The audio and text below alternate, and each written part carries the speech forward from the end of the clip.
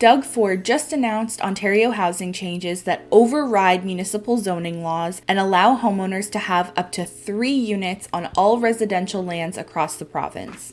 Other changes mentioned in the announcement include expanded plans for adding 1.5 million new homes to Ontario and to allow the building for these new homes to happen quicker. So in today's video, I'm going to break down these new changes and we'll talk about whether they will really have an effect on the real estate market in Ontario and the GTA. So be sure to stick around till the end. My name is Jessie McLellan and I'm a realtor here in Oshawa, Ontario. And if you'd like to stay up to date on what's happening in real estate, especially in Durham region and the GTA, then please subscribe to our channel. And if you enjoy this video, I'd really appreciate if you would give it a thumbs up because it does help me reach more people like you.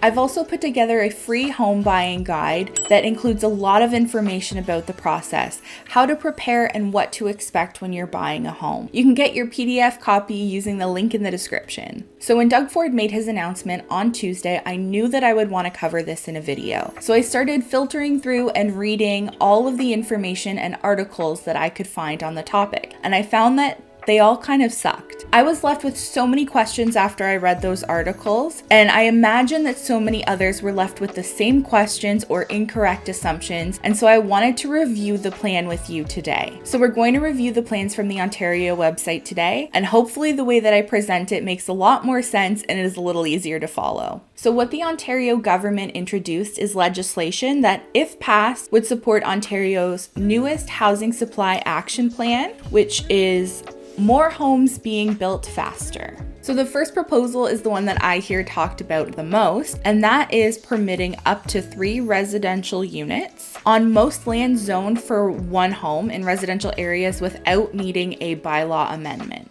And depending on the property, these units could be within the existing structure or could be as a basement apartment or a laneway or a garden home.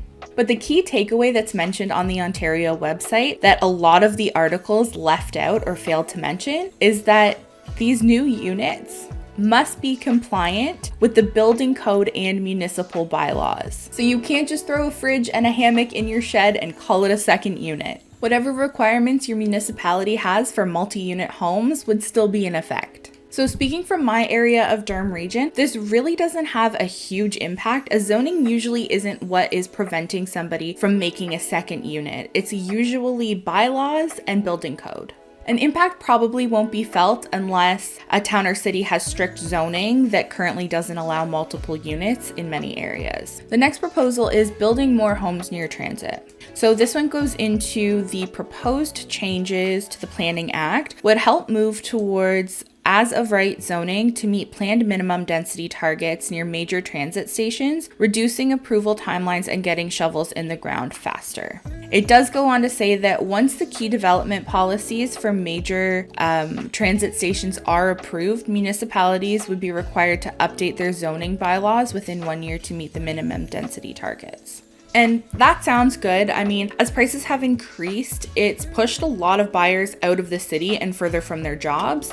For example, I live in Oshawa and a lot of buyers over the past few years are coming from Toronto and they don't want to go past Oshawa because that's the last GO train stop and they still have to commute to downtown. But now with the planned expansion to have the GO train stop in Bowmanville, it opens up new areas to more people and hopefully this will help develop those areas faster. The next proposal talks about caps to inclusionary zoning. If you're not sure what it is, I'll explain it really quickly so you don't get bored, but I think you'll find it interesting, so hear me out. Basically, inclusionary zoning is to help bring affordable rental and owned units to the market. For example, it could be 10% for 30 years. And so if a developer were building a condo, then 10% of the square footage would have to be sold or rented at an affordable price, and it would be price protected in some way for 30 years. Last year, I believe Toronto added framework that made the inclusionary zoning between 5 and 10% and for 99 years, with plans to make it go as high as 22%. But this new proposed change from the Ontario government would cap that at 5% and for a maximum of 25 years. So this might sound a little bit counterintuitive to you because on the face of it, it's designed to help with the supply and affordability issue. So why would the Ontario government be putting a cap on that?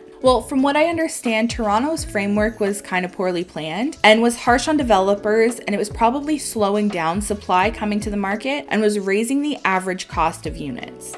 Because those affordable units are being sold for so much less, the difference had to be made up by the sale of the other units. So basically, the other owners in the condo building are subsidizing the cost of the more affordable units. So this cap will keep a requirement for affordable units to be built in Toronto, but this may help incentivize developers to continue to build new units, which is ultimately what's needed. This next proposed change goes hand in hand with what I mentioned about inclusionary zoning, and that is freeze, reduce, and exempt fees to spur the supply of new home construction and help address Ontario's housing crisis. This includes ensuring affordable and inclusionary zoning units. Select attainable housing units as well as nonprofit housing developments are exempt from municipal development charges, parkland dedication levies, and community benefits charges. So when Toronto announced their inclusionary zoning framework last year, this was a big sticking point for developers because these fees add a lot to the cost of a unit.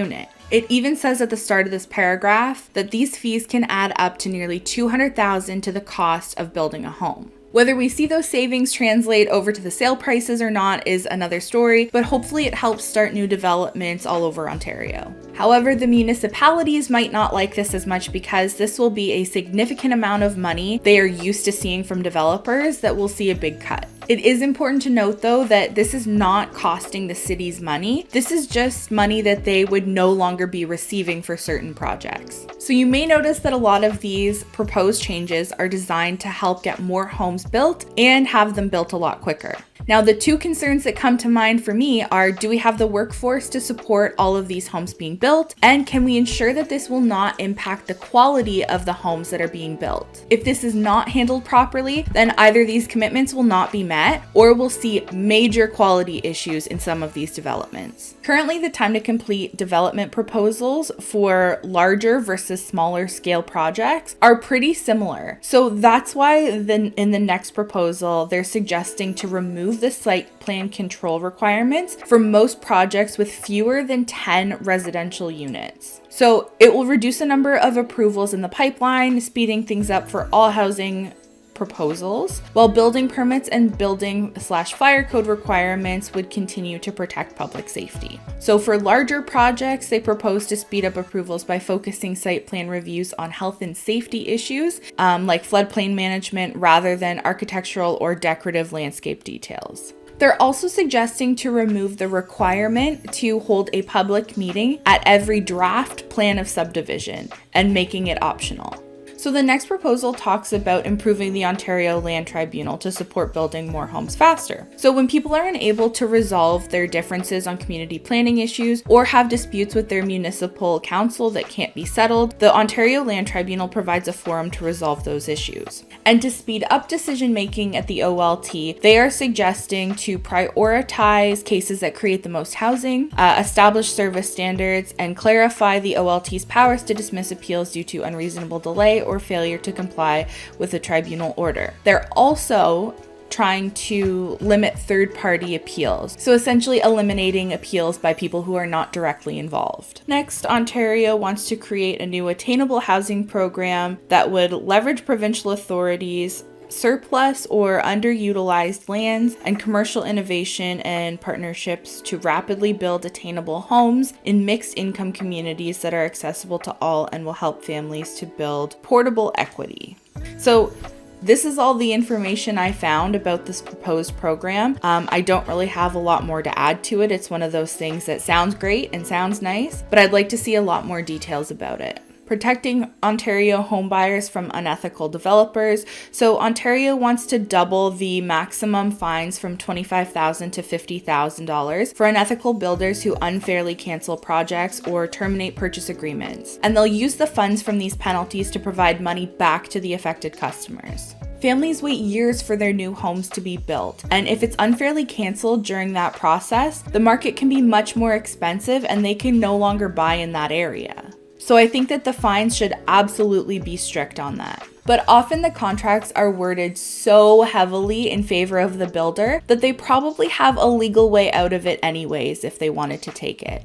Now, Ontario's mayor expressed concerns that lands planned for residential development are sitting empty because home builders are taking too long to complete their planning applications, delaying the creation of new homes. To further investigate these concerns, Ontario will work with industry partners to consult on the issue of land speculation as a detriment to the housing supply goals of the government, and whether potential regulatory changes under the New Home Construction Licensing Act are needed to address the issue. Honestly, there's not much to add here. They haven't committed to making any changes, just that they're going to investigate. Ontario also wants to strengthen the criteria for heritage designation and update guidelines. This would promote sustainable development that conserves and commemorates key places with heritage significance and provides municipalities with the clarity and flexibility needed to move forward with priority projects. Now, they don't actually detail what these changes would be, but heritage homes can be protected and restricted in a number of ways. So sometimes it's protected from what can be built around it or in close proximity to it, and sometimes it can just be the exterior that has to remain the same, or it could be the entire home, building, or site. And honestly, I'm of two minds on this because I think it is important to preserve historic and culturally significant sites, but I also see the need for new development of suitable housing. I just hope that decisions surrounding heritage sites are well thought out and open to community input. And the rest of the changes include working in partnership with all levels of government with the hopes of reducing taxes and introducing incentives for new ownership and rental housing development. Goes on to say Ontario will explore potential refinements to the property tax assessment methodology used to assess affordable rental housing so that it better reflects the reduced rents that are received by these housing providers, and consult with municipalities on potential approaches to reduce the current property tax burden on multi-residential apartment buildings in the province. Right now, when properties are being assessed to calculate the property taxes, affordable units and market rent units would be assessed the same. However, they're proposing that there should be a difference to reflect the reduced rent in the affordable units. And honestly, I think that makes sense. I don't think it's fair to have affordable housing providers pay the same amount of property taxes as market units would, because there is a discrepancy in income. And I know that resale of those affordable housing properties would definitely not fetch the same as their fair market value counterparts. Next up is addressing vacant homes. Basically, a provincial municipal working group will consult on the pros and cons of charging a vacant home tax. And the thought behind this is that owners of unoccupied units are incentivized to sell them or rent them out. However, I don't really like the use of incentivized here because I find it really misleading. It makes it sound like you're going to reward them with a carrot instead of punish them with a stick. And most people who own multiple properties purchase them with the intention of either fixing them and flipping them or renting them out. Having a home sitting vacant doesn't really make a whole lot of business sense anyway, so I'm not quite sure how much of a problem this truly is versus how much of a problem the internet thinks it is. Obviously, no details are certain at this moment, but I am curious how this would affect Airbnb or other short-term rentals, or homes that are vacant while a landlord is searching for a suitable tenant. Would they have a limited time frame to fill those units now, or would they be subject to the vacant home tax in the meantime? I don't know. Would it also have to exclude cottages? And if so, what prevents people from just saying that that vacant house is their cottage? So there's a lot to consider there. As for the non-resident speculation tax, they're increasing it from 20, which it is currently, to 25% province-wide. It's another one of those things, it's a hot button issue, and it makes people excited and fired up, but ultimately I don't think that it's going to have as big of an impact, especially because there's a pretty extensive list of exclusions from this, and it's really only raising it 5%. I know this was probably a lot to take in, and this was definitely a bit longer of a video, but I wanted to compile as much information as possible because I felt like a lot of the articles and information floating around out there didn't do a great job of going through any of this. But of course, I want to hear your thoughts on this. Let me know what you think. Do you think these changes are good? Do you think some of them are good, some of them not so good? And let me know why in the comments. In my opinion, I think some of these proposed changes won't really make a difference, and I think some of them sound pretty good, or at least they were designed to sound good on paper, but ultimately it will come down to the execution, and it will be really interesting to see how this plays out, or if this legislation is passed at all. I hope you learned something in today's video. If you have any questions, you can leave a comment, message me on Instagram, or use the link in the description to book a call with me at a time that works for you. I know it was a long one, but thank you so much for sticking around until the end. I really appreciate it, and I'll see you in the next video. Thanks so much. Bye.